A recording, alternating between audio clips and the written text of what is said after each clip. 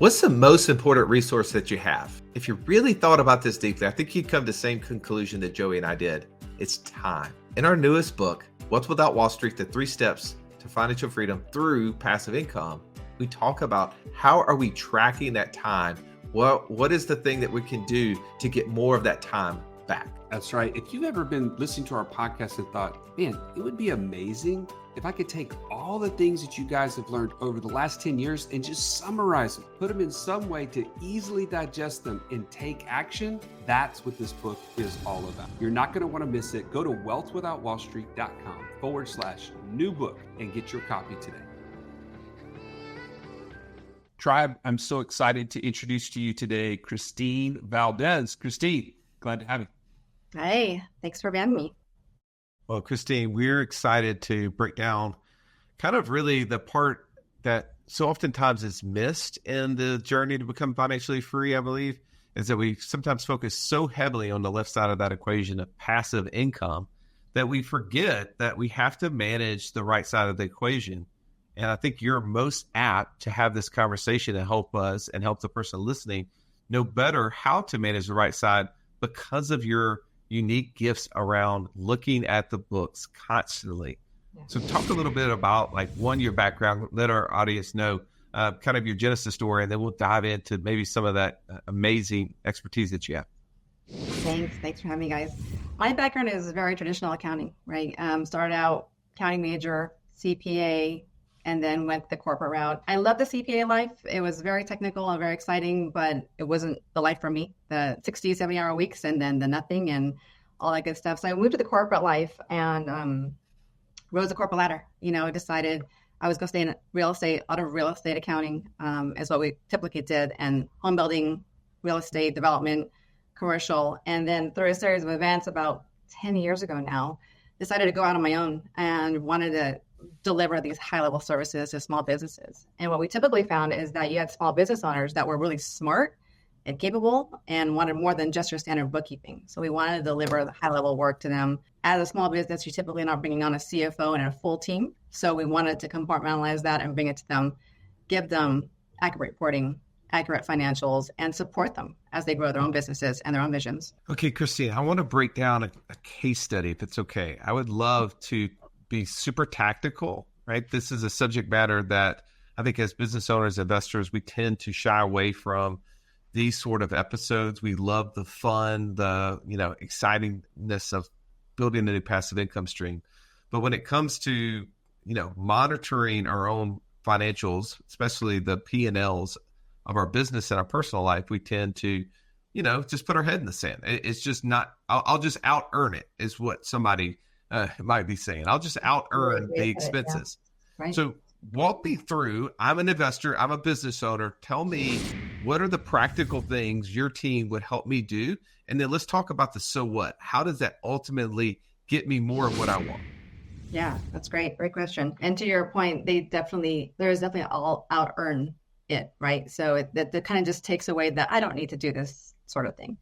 But, for the real estate investor, and I'll talk about some of the real investors we have, it's very common for them to have multi-entities, right? So you take an investor, they've got maybe some real estate, maybe they've got some notes and all these different things that they're working on, really getting organized. So I mentioned before, our first step is their goal. Our second thing that we do is a thorough assessment. We'll go in, we'll sign an NDA, but we're going to go in and do a thorough assessment before we even get started on anything, and look at everything that they have going on and put together a plan. And once that plan is in place, then we can say, get the accounting updated, get it cleaned up, get it maintained, get it closed, and get you some reporting, right? So that's what, as you're going through this process and what you can expect an end product out of all this. And so I think as service providers sometimes, or even as bookkeepers, you don't really equate the fact that you're getting this bookkeeping service with an end product, right? You're just getting a service. But the reporting tool that we deliver, the reports that we deliver are some that people say, I've never seen these before, right? Like what? Give me an example. Yeah, so we love graphs. We love all kinds of graphs. We love all kinds of data. So we put it in a format that tells a story very quickly, right? So for investor, we'll do, let's say they've got rental, they've got real estate, they've got owner finance stuff. They've got syndications, right? And we'll take all those chunks of investments, we'll lay them out in terms of portfolio size, as a percentage of their portfolio and how they're performing. We'll also then layer in the costs associated with each of those investments. So you can see how each investment is performing. And then it gives them idea of, oh, this is not a non-performer. Maybe we should dump this one, right? Or this one's doing really great. We got to do more of these type of deals. But they start to get insight on the investment level of how they're affecting their cash. Does a typical investor or business owner, do they just come to you guys kind of for a project base, or are they typically staying with you for a long period of time? And if so, what's the difference between the two? They're staying for a while. I think by the time they get to us, they really do know what they want. They know what they're looking for. They may have had some accountants in the past, and they're looking for something stronger and maybe a little bit next level. And so we come on, like I mentioned, I would say 90% of the time it's a cleanup project. And then we start honing in on the reporting and their services. And then we have a very close relationship. We're not going to hang out and talk to you every 3 or 4 months or get you your data when it's tax time. We're like the opposite of the bookkeeping team, right? We're like, hey, what about this? Hey, what's this go to? And so we're really staying close to you through your financials the whole year. Right. So people stay with us pretty much for the long haul because now they've got a partner that's really into and cares about where their numbers are going. And I know that obviously we always have to try to account for the cost because, bringing on a partner that's helping us do this is going to come out of the returns that we're making in our business, making in our investments. Are you guys a substitute or an add-on to an accounting firm as well? How does that look? Are you talking about a CPA firm? Yeah, CPA firm. Yeah, so we are in addition to a CPA firm. But I will say that, if you don't have an accountant or bookkeeper and you only have a CPA firm, come tax time, you're paying CPA fees for them to do your accounting, right? So CPAs do taxes, they do audits, and that's what they're skilled at. That's what they're licensed to do. But, the bookkeeping and accounting, it's not what they typically do. So you're paying their rates to do that. So what we come in and, we do monthly financials and we do yearly financials. And there's two benefits. One is that at the end of the year, we're handing them financials. Like it's January 15th and here's your year-end financials. We're handing them straight to your CPAs and they're done. To be even more proactive, we're handing it to them in October the previous year and saying, we got 3 months. What can we do here? Here's how we're planning, and do some really good tax planning before then. So it's really kind of having a close relationship with us as well as your CPA to mitigate taxes, which I know is a big topic for the investors, right? How to get that tax liability down. Tribe, listen up. We're entering into the election year. This is the time where people are going to get super fearful. We're going to see businesses start to dry up. We're going to see opportunities, though, pile up for us only if we're prepared. That's right. You get to choose right now. Will you allow this time frame to negatively affect you in your business and your investments? Or will you be prepared to take advantage of these huge opportunities that come on the backside of this because you're prepared with cash? Let's get our house in order. If you haven't already maximized the infinite banking concept in your life, here's the chance for you to start learning. Go to wealthwithoutwallstreet.com/IBC. Take our free webinar so that you can start getting equipped with the things that you need to know so that you can take action on this looming event. Just there in what you said, Khristine, I think is gold, because how many times, Russ, have we talked to people on this show and they're constantly wondering how big of a tax bill that they're staring down the barrel of. And how does that literally keep somebody from action, right? Taking action that could, taking down a deal, like in that last quarter of the year, they're wondering, well, should I or could I? I don't even know if I can because of this unknown. And man, how much does that cost you? Right? I mean, we're talking about cost, right? How much does it cost you to miss out on an opportunity when you could be having that partner along the way all year, telling you, giving you nuggets and giving you insight that then makes you confident about those choices? That's a big takeaway for me. Well, one of the things I thought about is, Khristine, I don't know if you played a sport, and Joey is a big golf fan, so I'll use golf as the analogy, right? There's people who play golf, and then there's golfers, right? And the difference, and this isn't a knock on Joey, this is the people who play golf go out there when they have time and, they have fun. They usually probably frustrated because they hit more bad shots than they thought they should. And then that's investors. There's people that do 1 or 2 deals a year, and they wish that they had better returns. They wish they had better outcomes than they normally do. Mm-hmm. And then there's golfers. Then there's truly professional investors.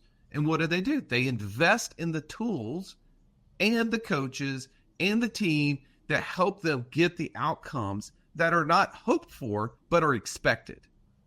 I think that's what I see. This is one of those areas where there's an opportunity for us to really dig into the numbers, understand our numbers, so that we can then go to the next level. I loved when you were saying, Khristine, that, you do these analysis, you spit out these pretty graphs, but really what is it doing? It's telling the story. It's helping us realize, hey, I need to put more in this one and take more get out of this one. Right. And then also probably for the personal, P&L for most people who aren't doing it, is telling them, hey, you say you want to get better. You say that you want to be closer to financial freedom. You want to spend more time with your family, whatever, but your expense bill doesn't say that. Your expense bill says what you're doing with money in the areas that you're spending it are not actually getting you closer. Would you agree with that statement? 100%. And because they don't even realize it, right? It's, and I used to say it's death by paper cuts, right? Oh, it's just $20 here. Oh, it's just $30 here. It's these small little things that tend to add up, that where if you're really if you're a professional about it, like using your example, you're really kind of honing in on monitoring what you're doing. But I'm just going to go back to Joey, your thought about missing a deal at the end of the year because you don't know what's going to happen with your taxes is also a big one, because if we put together that forecast, you'll know early on, this is how much we're going to make at the end of the year. If you're looking at $100,000 profit at the end of the year, you're going to have a tax liability, right? So you're mitigating that along the way. You're investing back into the business. You're paying some estimated taxes along the way, quarterly taxes along the way, so that there is no big bill at the end of the year and you can take those deals that you want. Same thing applies on the personal side, right? On the personal side, you have the same theories, the same principles all across the board. So on your personal side, you're trying to do the same things, investing in yourself. Maybe it's more contributions to something that you believe in.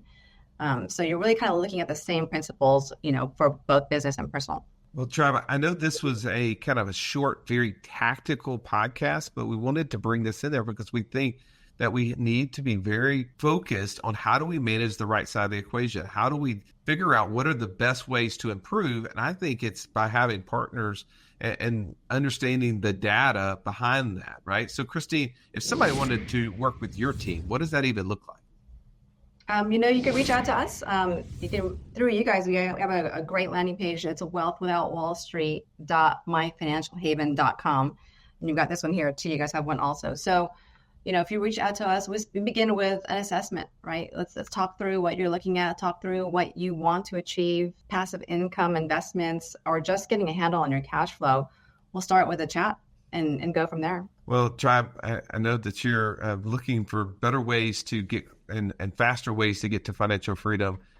Joey and I, it's our opinion that having a personal financial report, like your own P&L, your business, if you're running a business, especially an investment business, you need to understand the data behind it. You need to understand how each individual investment is working.